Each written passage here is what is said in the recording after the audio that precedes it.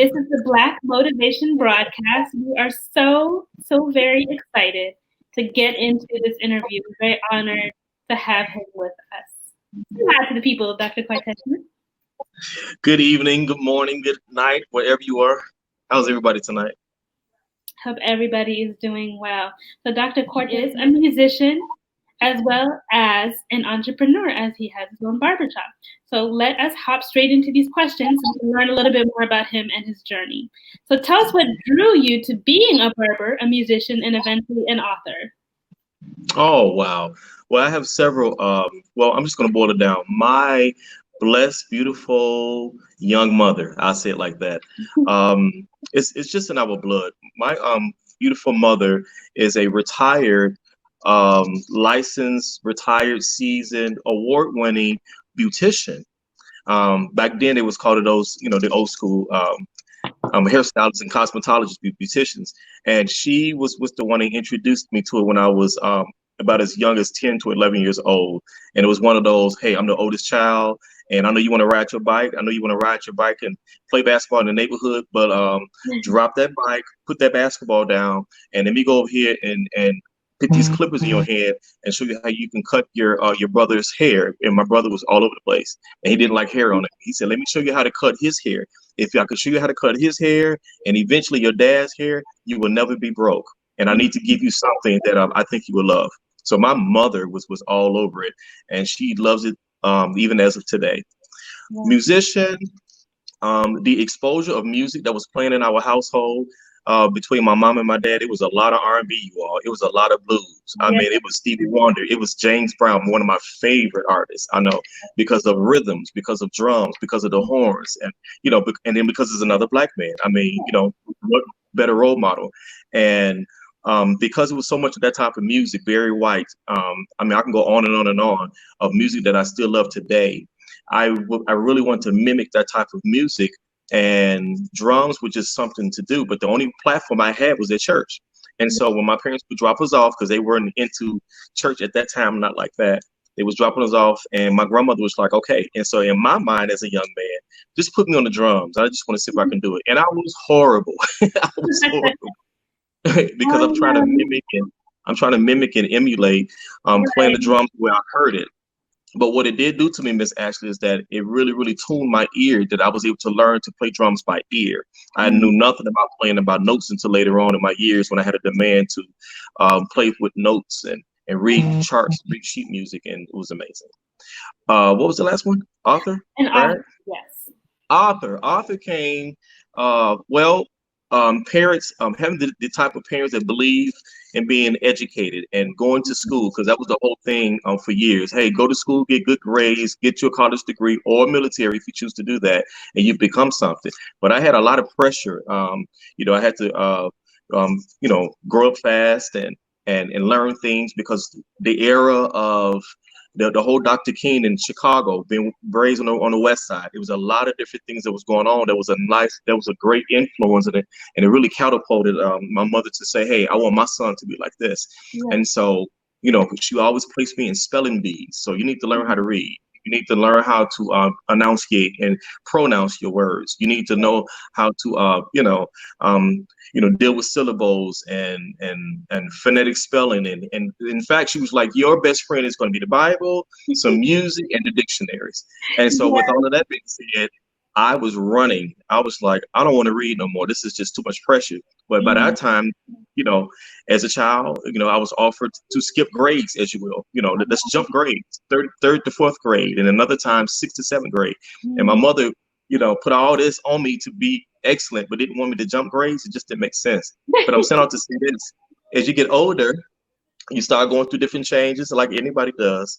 And now I'm journaling. I needed an outlet. I realized that I like to be to myself, because everything, my mother had her clientele of doing hair at home, and I was around kids and people. I'm just like, oh my God. So it was my outlet. And I didn't know that years later, I was going to be writing stuff to, observe people and see what's going on. And oh my God, and from that produced this thing to write books, because I was made to read so many books, and I got burnt out. but I had no idea that I was gonna, become what I started to hate. And I was like, I love authors. I like the minds of people that write things. I understand that it's one thing to be verbal like this conversation, but I Right. understand it takes more thinking to write. Yes. And the moment I finally got over it in the year of what 2012, 13, I prayed. I said, if I'm supposed to be writing a book, because it kept coming to me, and I couldn't shake these dreams, I couldn't shake these people. Miss Ashley was praying for me. It was like, hey, you should be your own published author. I'm like, I'm so sick of people saying that. What? I don't Right. have anything to write about. Who's going to listen? And when I finally got past that part, it was like the elements of people, and you know how. Those who believe, I do. God just started sending people to help me produce this thing, and it's been a journey since then. That is so amazing. It's so awesome that your story, how it has progressed to the point of where you are today. And so, what are your three of your most memorable moments in your career today, whether it be in any of these industries that you operate in? Oh, out of the three things, well, Yes. let's see. Um, let's start backwards, since it's so fresh in my mind about being an author. Sure. Um, just to actually say that this is going to really happen. The Yes. production of the first book, which is Speechless Conversation, that was launched in 2014. That grand opening of that whole concept, I just couldn't believe that this could really actually happen. And I Yes. was mind blown. And then to have had no experience, I had one of my spiritual leaders help me put it Mhm. all together. And it was like it was nothing for him. And I'm just like, man, do you know what this is going to be for my family? Nobody's going to read the stuff that I have to say because um, family usually keep you common and they don't want you to be anything different unless it forces them to accept that, oh wow, you have really changed, oh my god, you have really put something together. And I'm just like, yeah, because I can't shake it. Yes. And that whole epiphany just got me because I'm just like, I'm actually producing a book. So that whole book production, having a book online that people can purchase, Yes. having a book signing. At Mhm. first, in fact, I've had 4 book signings off the out of the first book. It was just crazy. Wow. That was a big memorable moment.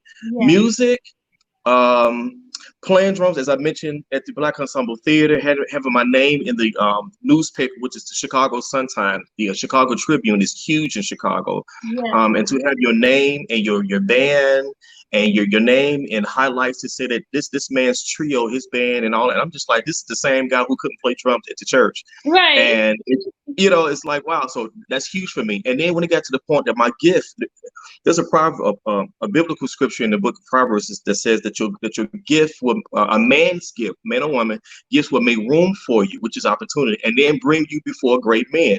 So Yes. here I am playing drums a lot, and I got referred to a guy that played reggae, and then before you know it, I was on the stage in Minnesota at the Sunsplash. I think it's called the Sunsplash, a reggae festival, and I Mhm. got a chance to meet Rita Marley and Wow.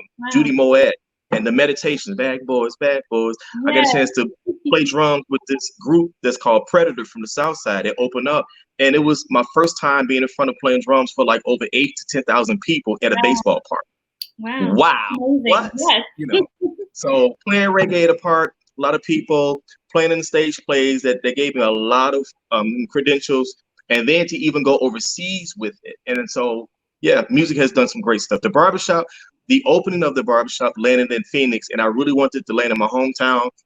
These were like big memorable moments of Yes. how you don't believe that this stuff is going to happen for you until you just stick with it and just go with life, and it just happens. So that would be my answer in a nutshell. Awesome. So Awesome. Awesome. So, what yeah. advice do you have to give to those who are thinking about entering into the profession of barbering, let's say, and opening their own shop, as the last topic that we just touched on? The advice I would give real short is to pursue it and do it. Hey. Pursue it. In other words, um, if it's on you that much, have some fun and write it down. It doesn't hurt. Writing down anything doesn't hurt. Whiteboard, pencil and paper, crayon, it doesn't matter. Write it down and then step back from it and then say, you know what, I'm just going to do it. Mhm. Tomorrow's not promised. We heard that a million times, but Yes. more now than ever before, it is really not promised. And my thing is, a lot of people have these great ideas. It doesn't matter Mhm. what culture it is. People have ideas all the time, and they have ideas for years, but they won't do it. And we Thank are in a we are in a time now that we in shutdown mode.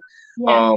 It would be very heartbreaking to have so much time and things are trying to, well, like I said, the economic system trying to give wage stimulus, whatever, to give you some provisions so that that won't be an excuse to why you can't get to your dreams and stuff. And you still don't come out with a product that can change the world, that can change your legacy, that could change the history of your family, that could change the paradigms in every way. And so if nobody comes, so if you come to this thing and you're still the same, then you really, really don't want it. And that's this is nothing more painful than for us to want it more than the other person for Yeah. themselves. Right, exactly. We can see the dream that you have for yourself because you can tell us about it, but we can't live out that dream for you. We can't make that dream Absolutely. happen for you. Absolutely. And I say it all the time. I'm just like, it took me years to get over because we all have it. We all have the doubts. We all have what I call is the difference between excuses and a reason. If the reason is, hey, I don't have enough time in the day because I work all the time. And my thing is, okay, that depends on management. That Mhm. depends because there are a lot of people who have proven these different excuses to be wrong. But I also understand the capacity level of people is not the same. So Yeah. my appetite of eating a meal, it might go faster. I might eat food for the ingredients. Somebody else might eat food just to satisfy my stomach growling. I don't know.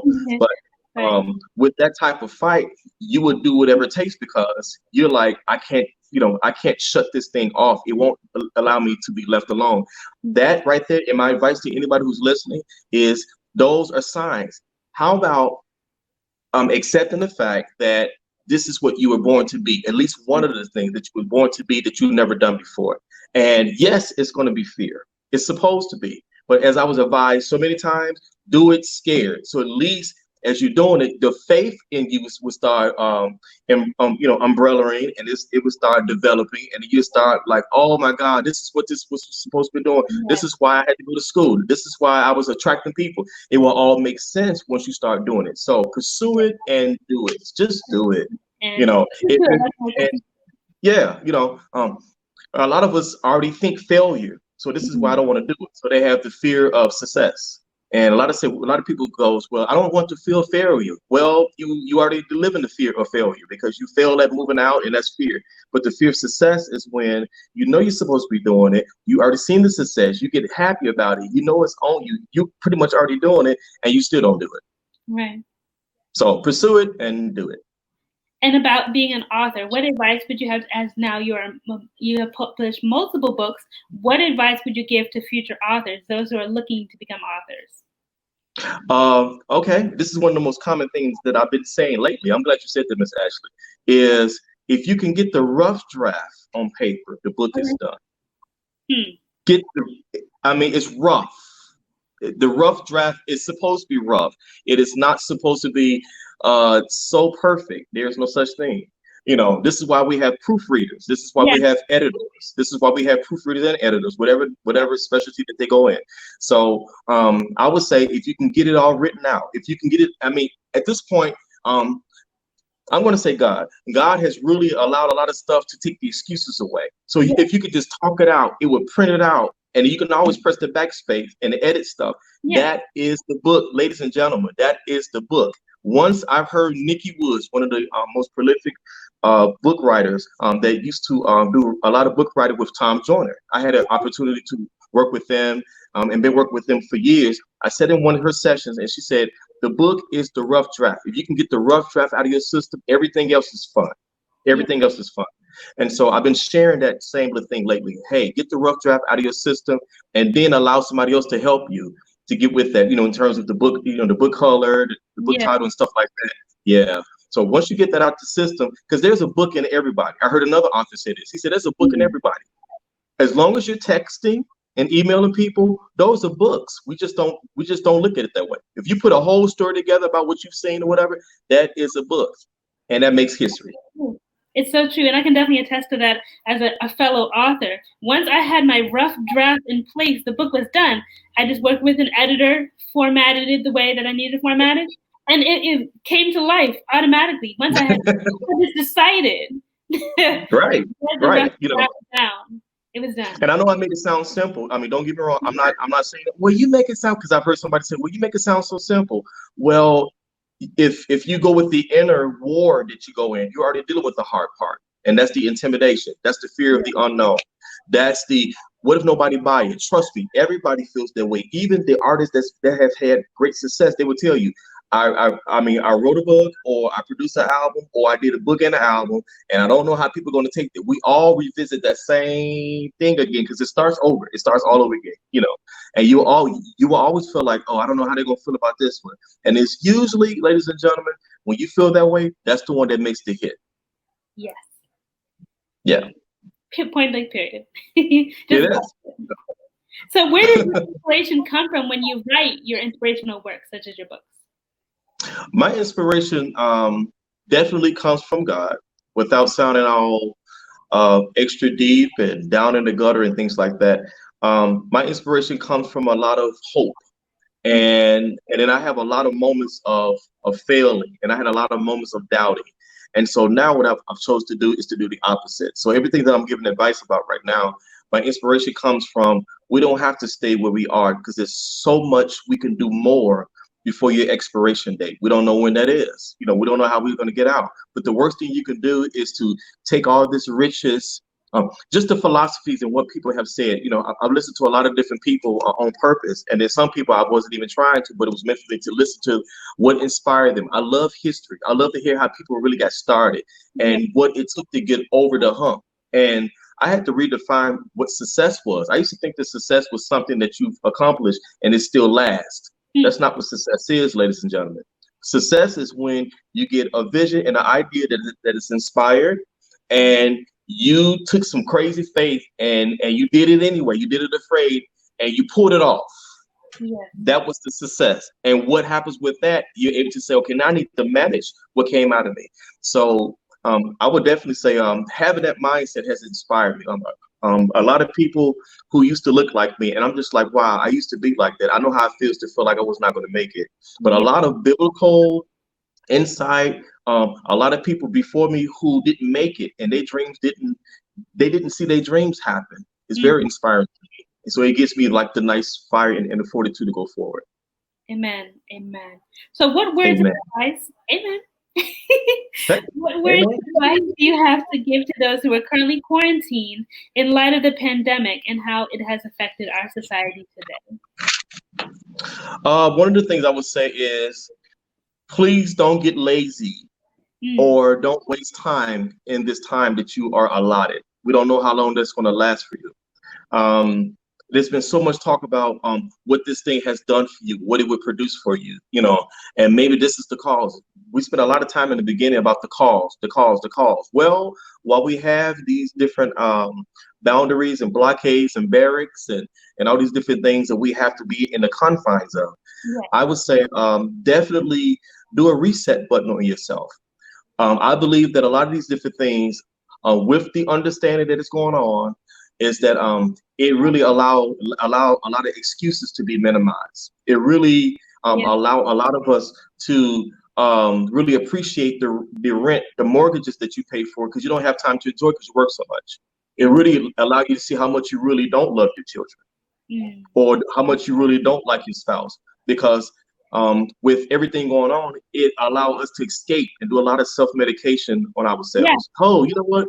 I'm tired. I'm going to happy hour. So you don't get home till like 8 or 9 o'clock, but you got a spouse or a significant other or your children or just your me time that you Yeah. never get to because stuff has happened to you during the day. um, you know, it allow us to really, really do a lot of self-assessment. So Mm. with this pandemic, I would definitely say, please take advantage of all of this time, because the worst thing you could do is to have time and don't produce anything. That's the worst. Yeah. It's really like a rule of insanity, is to still operate like you're working, but you're doing a lot of complaining, and you stand it, and then you're at the house. And because every state is different, and I've been able to talk to different ones. I just volunteer time just to check up on people. Every Okay. state is different, because even Arizona is different than Texas and different than my Yeah. Chicago, very much so, with the cases and all these different things. Mhm.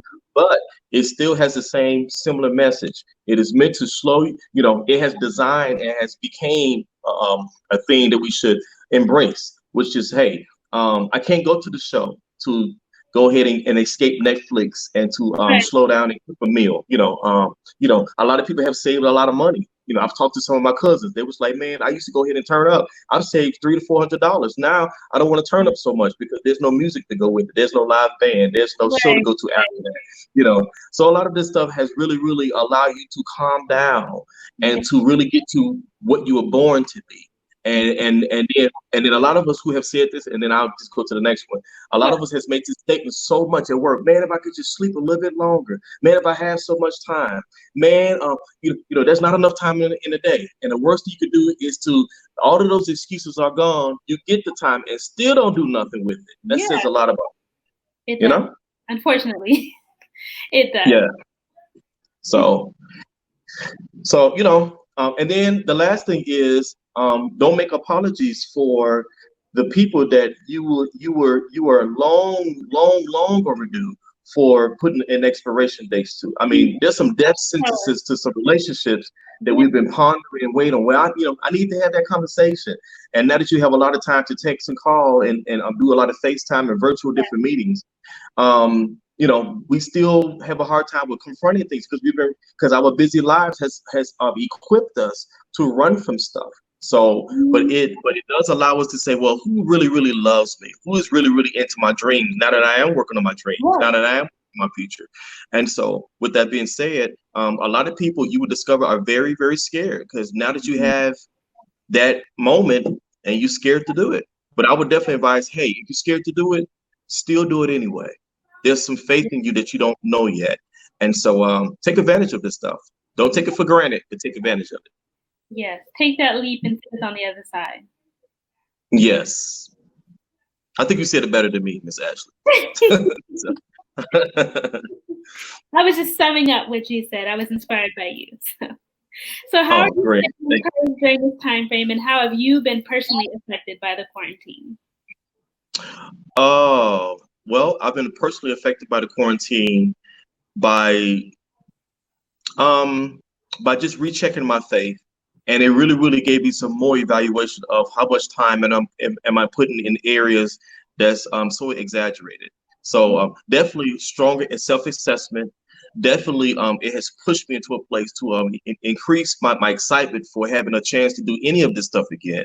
Yeah. It gave me but ultimately it gave me a bigger appreciation for how God looks at stuff and how a lot of things that we've put him in that he's not in at all.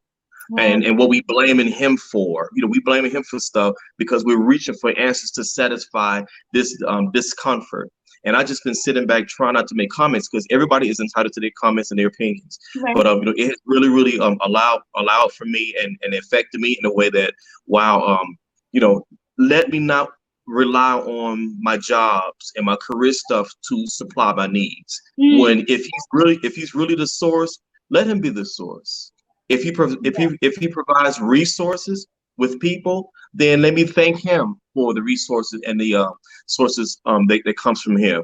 And Yeah. if he is the God that supply all of my needs according Yeah. to not my riches but his riches that's in somewhere else, let me tap into that thing that knows what next Saturday is going to look like, next Tuesday is going to look like, next year is going to look like. So it has put me to a place to get down to faith because my degrees, the money or not, is not certain. So it Yeah. has really, yeah, it's been doing a really good job on me, and I'm okay with it. I'm okay with the struggle. I'm okay with it. Somebody said the struggle. Yes, I have embraced journeys and feeling uncomfortable because it has made me a stronger man mentally more than money and some stimulus stuff. Hey, tell us.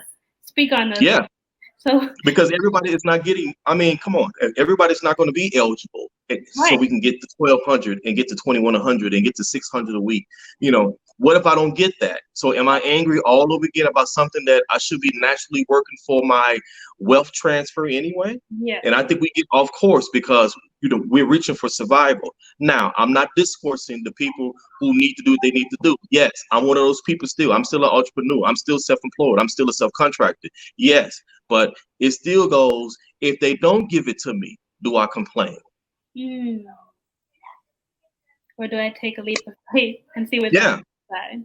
yeah, there's nothing much worse than you are entitled, you are qualified, and you still don't get it, and it's just sit there. Yes. I have several friends that's SSI people, and they are entitled for money. They're seniors that I have. My mother's a senior, of Mm-hmm. course, and she says, well, I'm supposed to get it.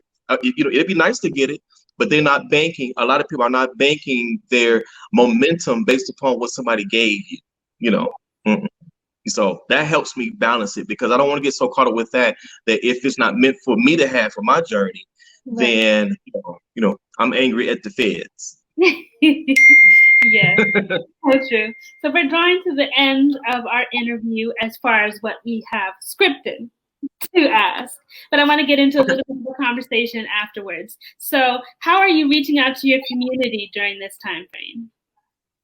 I am reaching out to my community by offering more time to be a listening ear, to walk them through, how we can process stuff. I volunteer Mhm. because a lot of my network is well, it's a mixture. There's some that's local, and of course I can't be that close to people and stuff like that. But I Right, try to say, hey, I'm checking up on you. Hey, I'm giving you some care. Hey, I'm offering a listening ear because we all are dealing with everything differently. yes, And then some of the ones that I don't want to assume that everybody is okay because every day is different. Some right, of us are like, man, I've been working for 20 years. I cannot believe that I'm not working. yeah, And then a lot of us were already having these issues before. It was this COVID situation that they right, were already dealing with. So I've been trying to extend, a heart of an ear, because you'd be surprised mm, how many people get their answers. I know I do. I get a lot of my answers based upon I just need to talk it out with somebody who I can trust. yeah, So the counselor in me, I provide a platform so I can be a non-judgmental ear.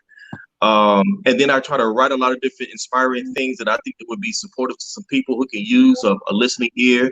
Some who may not see the value then, but a week later they go, man, I'm glad I went on and didn't denounce it or didn't delete it because I needed that for today. And yeah, that's good to hear. You know, um, there's been a lot of food now locally. It's been a lot of food boxes and stuff that has came to my fingertips that I've donated to a couple of group homes okay, that needed extra funds and right, well, not funds, but extra I would say commodities, food and stuff yeah, like that they didn't think for, and I didn't want to be seen about it, or mm, I won't name the names, and people probably still didn't I mean wouldn't even know that I even did it. But I'm mhm, just like, hey, slide this and add this to your refrigerator. Give yeah, this to. I've even offered whatever little monies that I will probably get. I will also say one of my books, well, a couple of my books, I just been donating it to the Goodwill. um, I've been getting clothes I've been getting clothes that I do wear that I still mhm, do like. A lot of us be like, well, I don't wear this no more. Well, these are things that I know I would wear, but I realized I said, you know what? There are people who still want nice clothes. yeah, Some of the suits that I never even had cut, they have tags on them. I've just given away. Just give, give, give, give, give. yeah, And so yeah. So there's a lot of different ways. I try to find ways to give in ways that I can in my means. And then if there's something that's extra, I try to split it and give it to people that's in need, whether they're out of town or in town. Amen. Well, I want to thank you so much for sharing your hearts and your advice and your wisdom with us during this interview, your words of encouragement and your words of affirmation that you have shared to us. It's been an You're awesome welcome. journey that we have gone from the beginning of this interview towards the end of the interview. So I want to thank Well, you. you're definitely welcome. I am so honored and elated for the opportunity to share in this time, in this small time of capsule. It's been a joy to share anything that I have to say. And yes, thank you, Miss Ashley, for just even inviting me on this beautiful platform. It is really, really inspiring me to even go further. Thank you, especially during this time.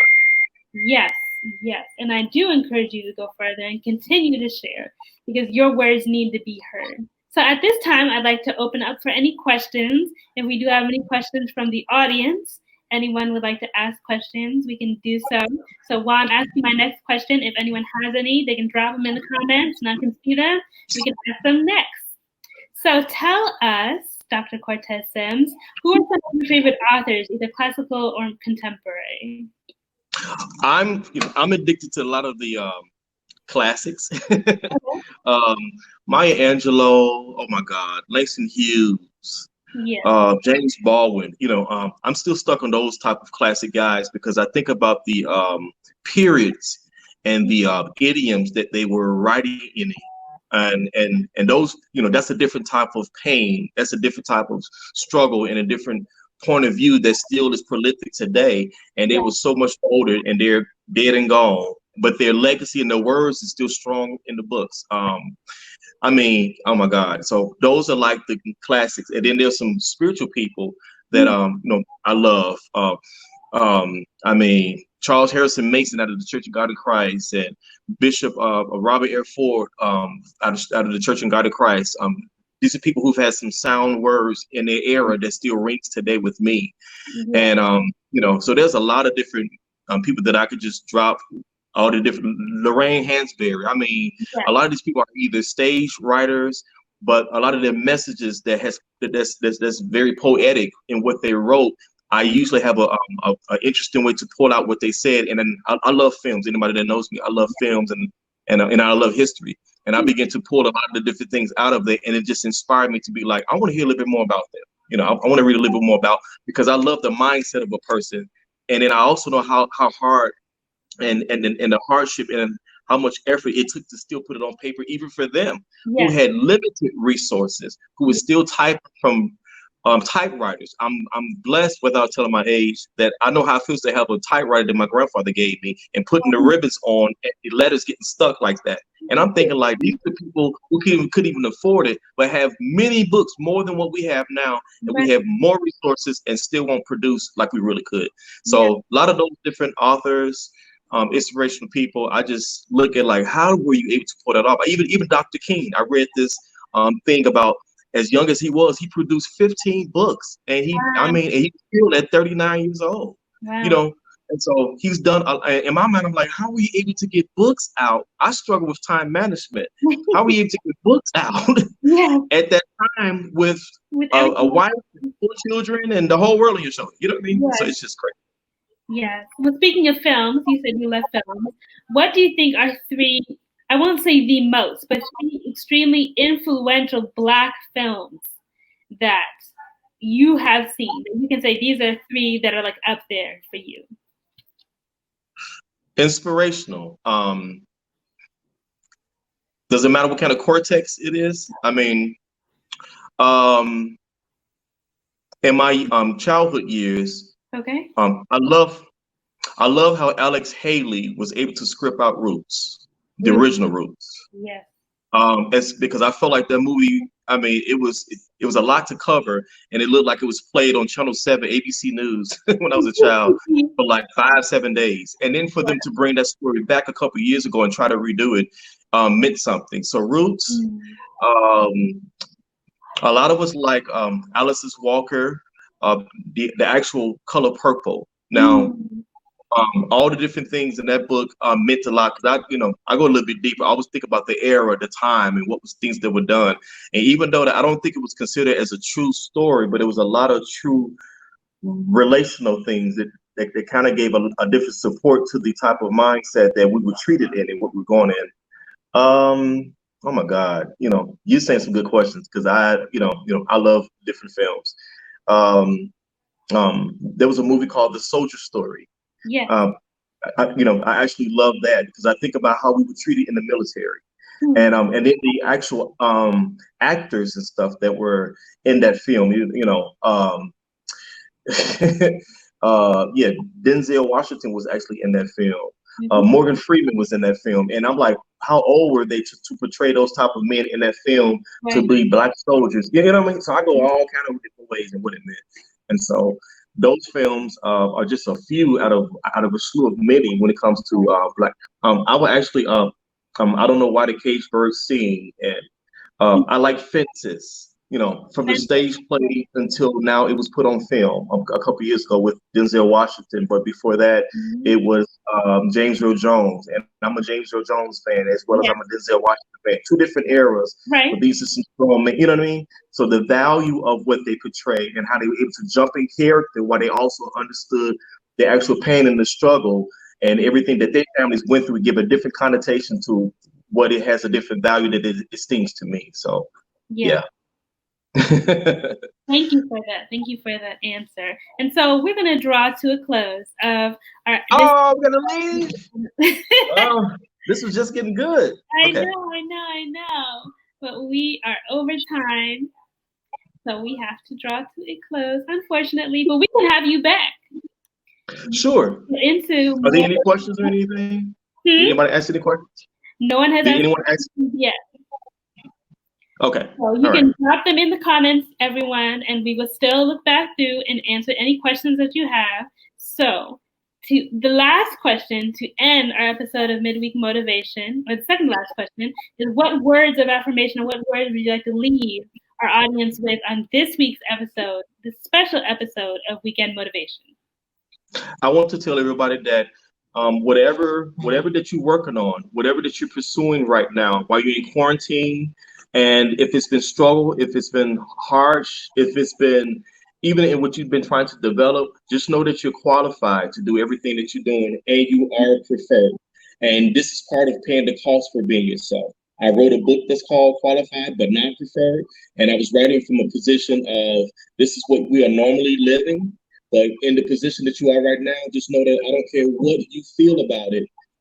Even though that somebody else probably, you probably discovered a lot in this moment. Hey, somebody failed me. Hey, I realized that you was really not my friend. But it still make you a qualified individual, a qualified person to do whatever you were born to be.